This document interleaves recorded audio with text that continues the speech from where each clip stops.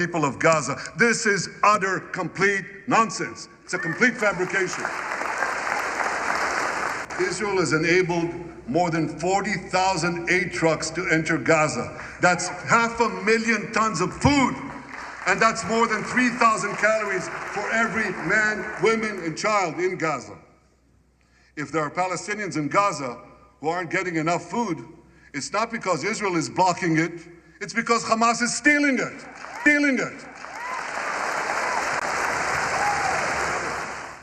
The ICC prosecutor accuses Israel of deliberately targeting civilians.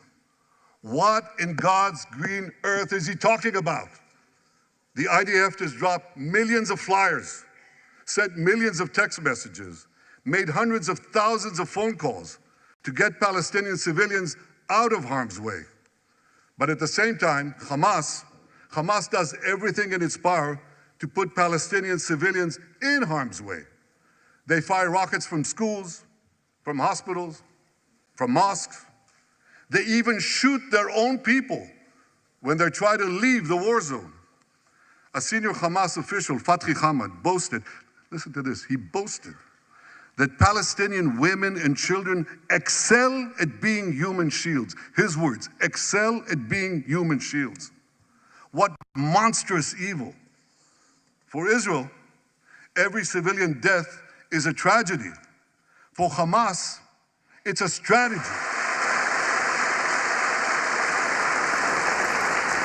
That's why, despite all the lies you've heard, the war in Gaza has one of the lowest ratios of combatants to non-combatants casualties in the history of urban warfare.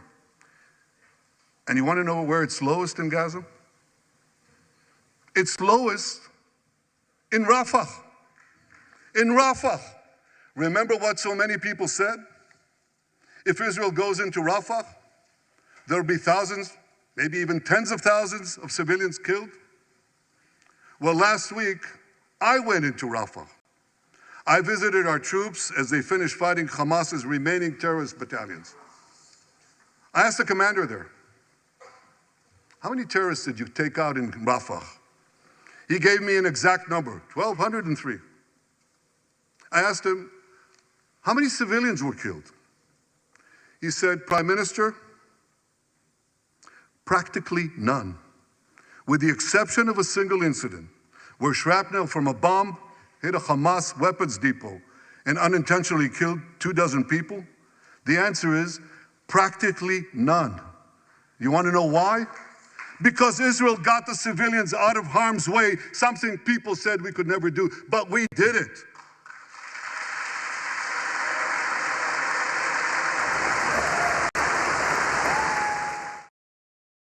The heroic soldiers of Israel should not be condemned for how they're conducting the war in Gaza. They should be commended for it.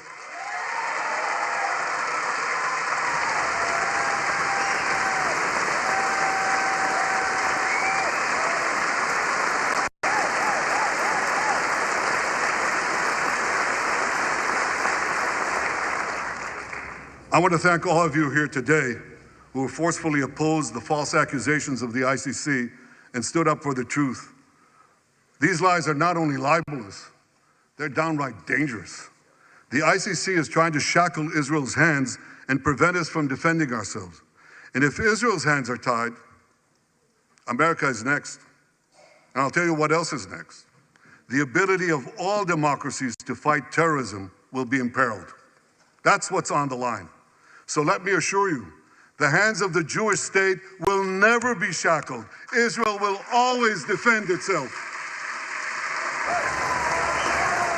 That's why the mobs in Tehran chant death to Israel before they chant death to America. For Iran, Israel is first, America is next. So when Israel fights Hamas, we're fighting Iran. When we fight Hezbollah, we're fighting Iran. When we fight the Houthis, we're fighting Iran. And when we fight Iran, we're fighting the most radical and murderous enemy of the United States of America. And one more thing. When Israel acts to prevent Iran from developing nuclear weapons, nuclear weapons that could destroy Israel and threaten every American city, every city that you come from. We're not only protecting ourselves, we're protecting you.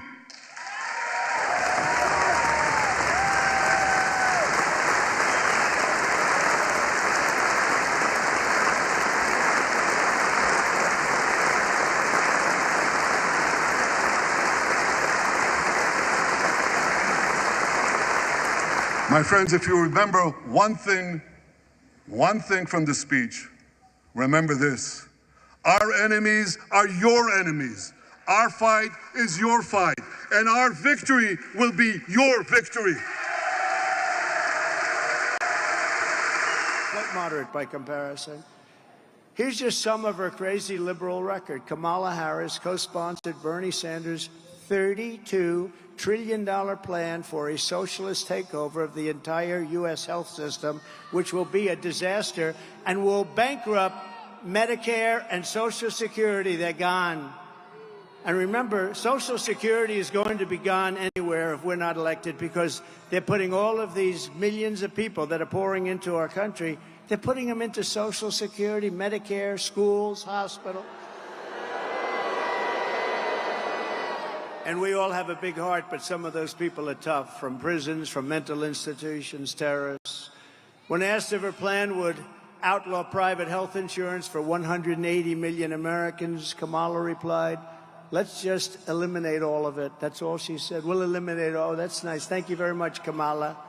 She endorsed free taxpayer-funded government health care for all illegal aliens, everybody that walks into our country that's illegal. This is why they come. When these stupid people, they're stupid, low IQ people, when they say, we're going to give you health care, we're going to give you everything, they come. You're not going to say, we're going to give you all of these things. They're going to come, even if they're fine in their country. And people are being killed in the caravans, especially women. They're dying on the way up. It's horrible. It's horrible. You have to see the real numbers. She co-sponsored the $100 trillion Green New Scam, with the goal of completely abolishing the oil, coal, and natural gas industries, which would reduce the United States to a third world country. No more oil, no more gasoline. Good luck with your electric car that goes for about 45 minutes before you have to get it. Do you know someplace like in the Midwest, did you see? They built 8 chargers. You know, charge, like that's sort of like the equivalent of a gas pump. They built 8 chargers for $9 billion, and 2 of them don't work. That's a big problem. And if we were going to charge up the entire country for the electric car, if we were going to charge up, it would cost $5 trillion. That's more money than we would have. We would have to file for bankruptcy. And yet they don't care. They say, let's do it anyway. She said that a 70 to 80% tax hike is, quote, a bold idea that should be discussed. She wants it 80%. You know, I gave you the largest tax cuts in history. She wants to take them away and increase your taxes. I don't think you're going to be too happy. Kamala publicly boasted, quote, "There's no question I'm in favor of banning fracking." She wants no fracking. Now, that pertains to Pennsylvania, Texas, it pertains to Oklahoma. It pertains to a lot of other places, more so than you, but it pertains to you where your wallet, because you're going to be paying a lot of money. You're going to be paying so much, you're going to say, bring back Trump, please, please, please, bring back Trump. We want Trump. We want some common sense, please. She supports mandatory gun confiscation to rip firearms out of the hands of millions of law-abiding gun owners. She wants to take away your Second Amendment, which we need. Lion Kamala is also a total radical on a word called, do you know this, right? A word called what? Abortion. She's a radical, crazy person. When you compare my position on abortion to that of Kamala Harris, my position is 8 points higher in the polls, and that's because she is so radical. She wants abortions in the 8th and 9th month of pregnancy. That's fine with her, right up until birth, and even after birth, the execution of a baby, because that's not abortion, that's the execution of a baby. You remember the governor You remember the former governor, the current governor is excellent. The former governor of Virginia, he said, yes, we may have the baby, and then we decide with the mother what to do with the baby. This is after the baby is born now. She supports that. She supports taxpayer funds to pay for abortion for any reason whatsoever. She even voted against legislation that would require medical providers to give care to babies born alive after an attempted abortion. Think of that one. Whereas our position is that abortion is now back to the states. You know, for 52 years, they've wanted to bring, it's Roe v. Wade. They wanted to bring it back to the states. It wasn't about how many weeks and how many, everybody wanted it. Every legal scholar, every Democrat, every Republican, liberals, conservatives, they wanted it brought back to the states. And because we had a very brave 6 people on the Supreme Court of the United States, so they were very brave. After 52 years, they allowed it, but everybody wanted it. And they were brave to do it, and now it's up to the will of the people in each state, and it's happening in Ohio. They voted, and frankly, it came out to be more of a liberal policy, but they voted, and it's getting back. In Kansas, you saw what happened there. Somewhat of a liberal policy. Texas goes, and Alabama goes, and other states, but it's all being voted on by the states. It's back in the hands of the people, and the state returns the age-old question to where it belongs, and it belongs with the people, and it belongs over time, and you see what's happening, and you see how it's working out. Like Ronald Reagan, very importantly, I happen to support. You have to go with your heart, but I happen to support the 3 exceptions: rape, incest, and the life of the mother. I think that's the way. But follow your heart. But you also have to remember, you have to get elected. You have to remember, because we have elections, and elections are about a lot of other things, too, that are very important. But you have to get elected. But Ronald Reagan was for that. I was for that, the 3 exceptions. And as Vice President, Kamala Harris cast the tie-breaking vote to cut, as you know, Medicare by $273 billion. She cast a vote to cut Medicare. Nobody knows that. She doesn't want people to know that. Now what she's doing is she's running away from Israel. She refuses to go to Bibi Netanyahu is in Washington. She refuses to do that. Even if you're against Israel or you're against the Jewish people, show up and listen to the concept. But she's totally against the Jewish people. And it amazes me how Jewish people will vote for the Democrats when they're being treated so disrespectfully and badly. It amazes me. It's shocking. I don't get it. I don't get it. Kamala even wants to pass laws to outlaw red meat to stop climate change. And she is... You know what that means? That means no more cows. You know, this is serious. No, this means no more cows. I guess eventually she's going to mean no more people, right? No more people. So if you want socialist health care, nation-wrecking inflation, the death of American energy, and a lying radical left liberal San Francisco extremist as your commander-in-chief, then Kamala Harris is your candidate. She's the one for you. Just like she destroyed... And basically, she's a very bad person, and she shouldn't be running for president. She is a threat to democracy, a true threat to democracy. She'll destroy our nation. But if you want no inflation, low gas prices, how about $1.87? And we had it actually lower than that. If you want energy independence and even now energy dominance, we're going to be dominant. You know, you have to see the chart. And my favorite chart of all, of course, some of you would understand what I mean, was the immigration chart. Because I looked over and I said, look at that chart. Does anybody know what I'm talking about? It's my all-time favorite chart. Man. Am I lucky to show that chart? I said, let me see that chart. Let me see that chart. Pull it down.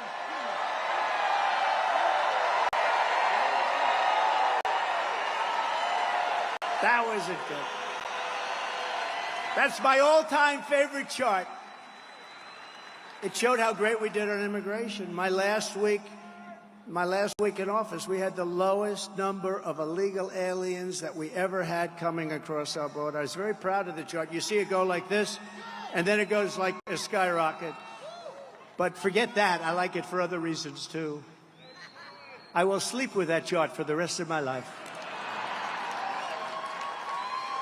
But if you want the greatest economy in history again, and freedom, if you want freedom, real freedom, because we're going in a very bad direction, then you must vote for a gentleman named, perhaps you've heard of him, Donald J. Trump. Perhaps.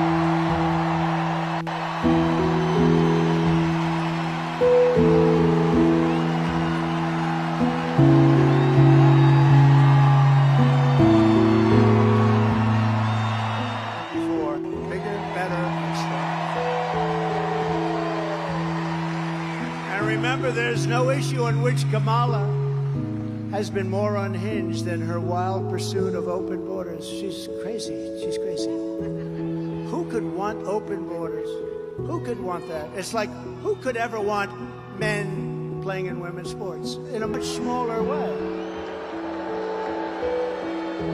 Did you see a beautiful woman volleyball player 2 weeks ago? Got badly hurt. I didn't know you could get hurt in volleyball, but when the ball comes back at you at 140 miles an hour, I guess that can hurt. Got knocked out. But playing with a man who transitioned.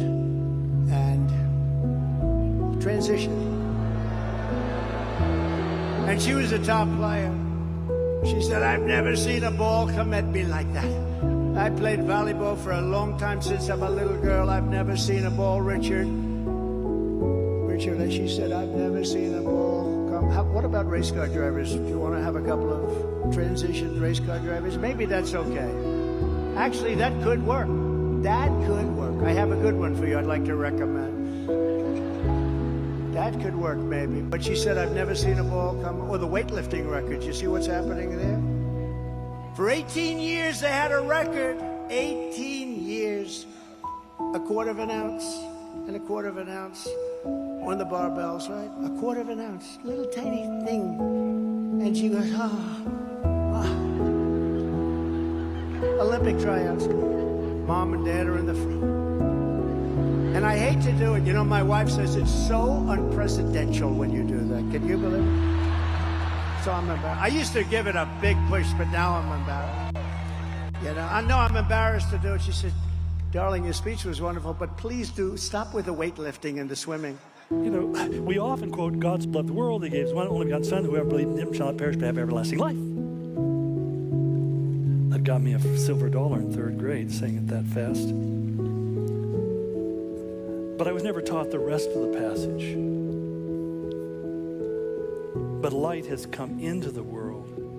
Men loved darkness rather than light, because their deeds were evil. For everyone practicing evil hates the light and does not come to the light, lest his deeds be exposed. It's a simple equation that when evil increases in a culture, persecution will increase as well. Because those who love evil hate people who say, this is evil. If we speak the truth, it will attract both positive and negative attention. I mean, there are people who are lost who will say, wow, finally I know the truth. That was my response when I finally realized that this was the truth. It was a very positive response for me, and yet it became a very negative response with all of my friends. Suddenly, the guys that I had been doing evil things with didn't want anything to do with me, and I never had another word with them since. They were done with me immediately. I remember so naively going over one of my friend's house and sitting down saying, man, I got to tell you just what happened to me. And he goes, what, man? Tell me about it. I said, I accepted Jesus. I'm born again. I'm going to heaven. We were done. Totally. I don't know what happened to him, but I had another friend who said, if you ever bring this up again, I will never speak to you for the rest of my life. And he's kept his word to this day. Why is that? Because they've become in love with evil. In fact, they call evil good. But it's also Jesus who warned us in Luke 6. He says, woe to you when all men speak well of you, for so did their fathers to the false prophets. I love Paul's response to the Philippians. I mean, they're ripping on him left and right and saying all sorts of bad things about him. And he says, I'm rejoicing in every way, whether in pretense or truth, Christ is preached. And in this I rejoice and yet will rejoice. He said, at least they're talking about Jesus. But you see, you can only say that if you're not so concerned about your reputation. Amen. You're not so concerned about your relationships with them as much as you are your relationships with Jesus.